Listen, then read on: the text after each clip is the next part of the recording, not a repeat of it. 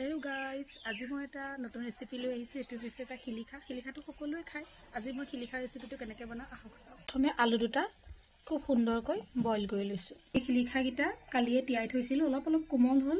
কোমল হোৱাৰ পাছতে এতিয়া মই এইগিটা পিছি দেখাম আহক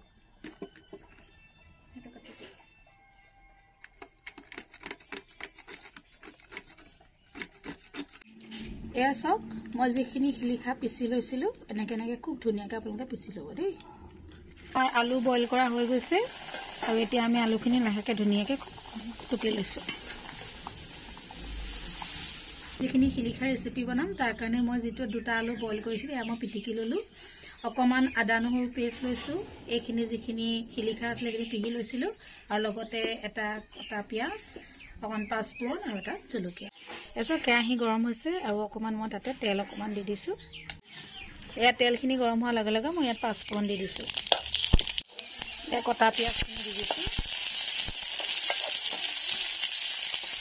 আৰু দি পেলাই খুব ধুনীয়াকৈ অকণমান ভাজিম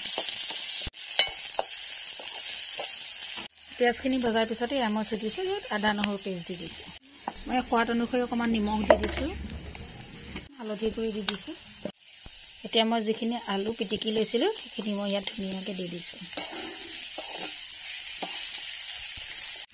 এতিয়া অকমান মই গৰম পানী দি দিছো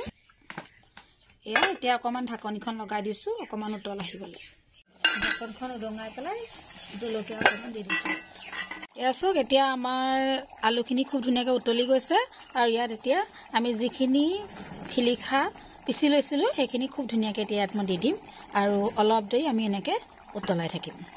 এই ঢাকনখন দাঙি দিছো আৰু এসক আমাৰ উতলি আছে আৰু এসক ৰেডি হৈ গ'ল